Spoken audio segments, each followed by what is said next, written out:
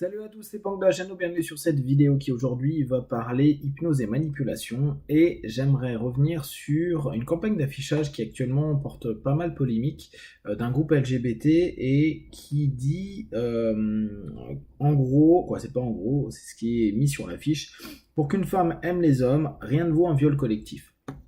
Un élément que je trouve important à prendre en compte, c'est l'impact de l'affichage sur notre vie dans le quotidien et surtout l'impact de la suggestion que ça peut déterminer en nous.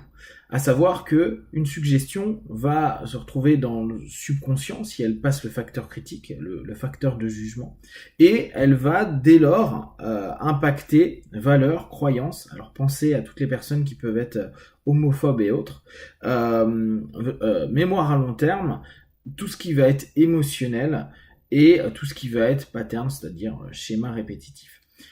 C'est ultra important de se rendre compte que créer une campagne d'affichage ou une publicité, ça n'a pas toujours l'impact que l'on aimerait que ça ait.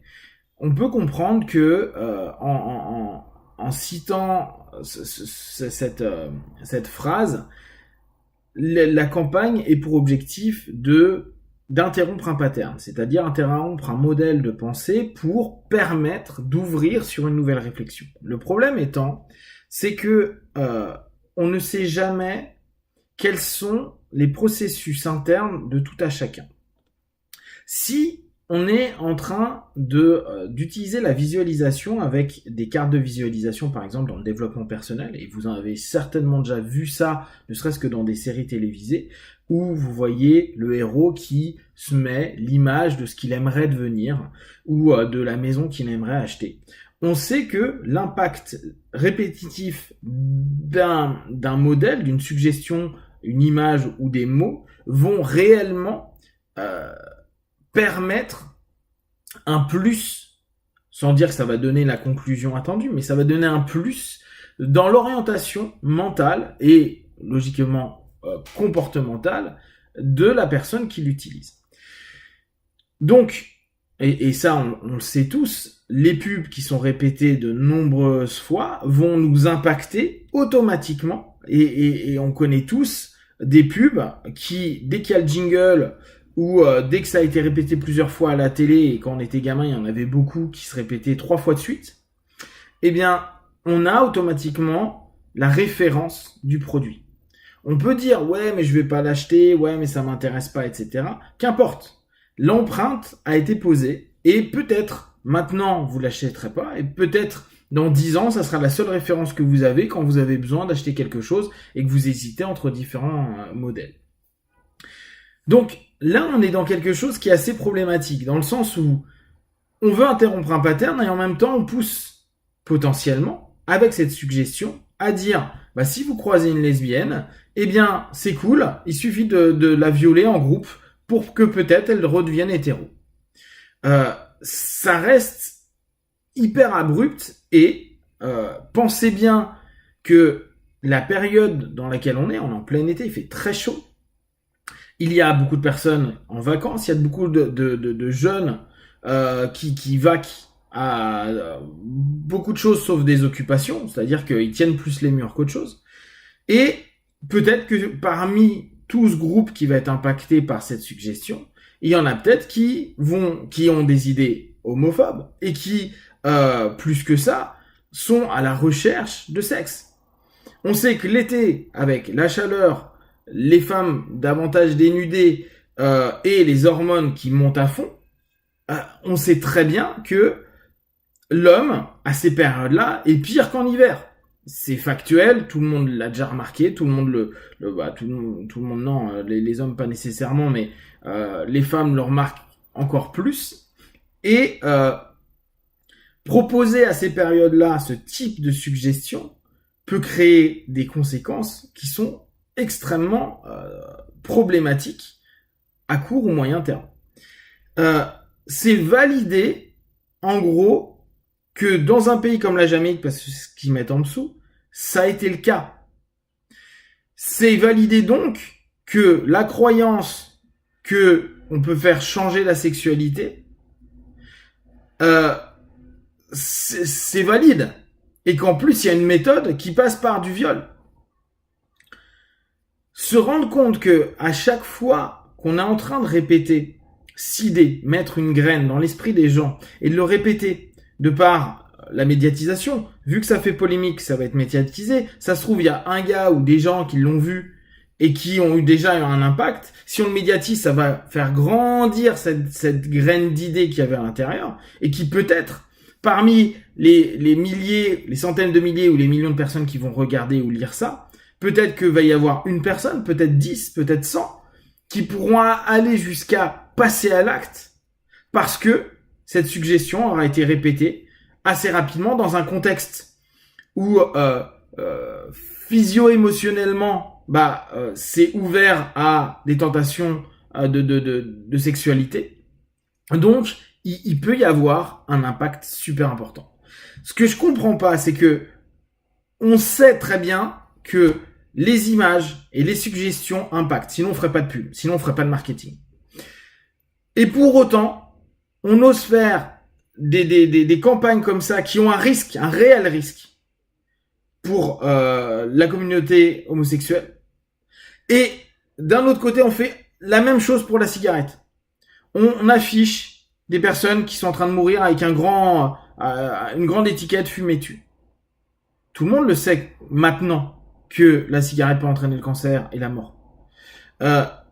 Mais le fait de le répéter à longueur de temps, quand on sait l'impact que ça crée, est-ce qu'on ne veut pas à ce moment-là, mais on en a déjà discuté sur plein de choses, est-ce qu'on ne veut pas à ce moment-là simplement dire au subconscient, t'inquiète, fumer égale automatiquement mort à cause de ça? Pour autant, on sait très bien qu'il y a des gens qui sont morts en fumant des cigarettes et ça n'avait rien à voir avec la clope. Ils sont pas morts d'un cancer, ils sont pas morts d'une problématique liée à la clope, ils sont morts d'autre chose. Donc, imposer une réponse et une logique pavlovienne, à chaque fois que je fume, je me tue, jusqu'à aller jusqu'à ma mort, c'est quand même quelque chose qui est complètement à considérer. Sachant que officiellement ils veulent faire ça pour dire ah ben non, si vous voyez ça, vous allez pas le faire. C'est pas parce qu'on suggère à longueur de temps quelque chose qu'on va avoir l'impact inverse. C'est le principe de l'hypnose. Plus je pose et je répète mes suggestions, plus l'impact sera important, plus il y a une réalité qui va se mettre en place. Donc dire je pose des suggestions mais j'attends l'inverse de ce que je suggère, c'est complètement con. Et c'est complètement manipulatoire. Pour X ou Y raison. Après, je ne sais pas du tout les orientations, ni du groupe là qui a proposé cet affichage, ni de la clope. Mais derrière, une suggestion, elle oriente pour aller vers quelque chose. Or, quand la plupart des personnes vont prendre une clope ou marchent dans la rue et voient une affiche, la plupart du temps, ils sont pas du tout dans une transe hypnotique, ils sont dans une transe du quotidien, souvent en train d'écouter leurs trucs, ils sont focus. Ça leur coupe quand même leur transe, ça leur file une impact si on est dans la rue, et ça peut être, mais qu'est-ce qu'ils sont en train de raconter, blablabla, blablabla. Mais l'idée, elle vient de passer le facteur critique. Or, on sait que pour la clope, c'est pareil, c'est un automatisme. Donc, il n'y a plus aucun facteur de jugement. On n'est plus en train de juger, tiens, je vais prendre une clope, est-ce que je la prends maintenant, plus tard? Est-ce que c'est vraiment bien? Et quel est le taux de nicotine? Est-ce que ça va me faire du bien maintenant? Est-ce que dans combien de temps ça va me bousiller les poumons? Ou est-ce que je peux respirer aussi bien maintenant qu'après ma clope? Blabla. Non, on fait les choses automatiquement. Le facteur critique, le facteur de jugement, c'est ce qui nous permet de pouvoir donner une coloration à un moment donné, à dire c'est très bien, moyennement bien, bien, mal, très mal, pas mal. Ok.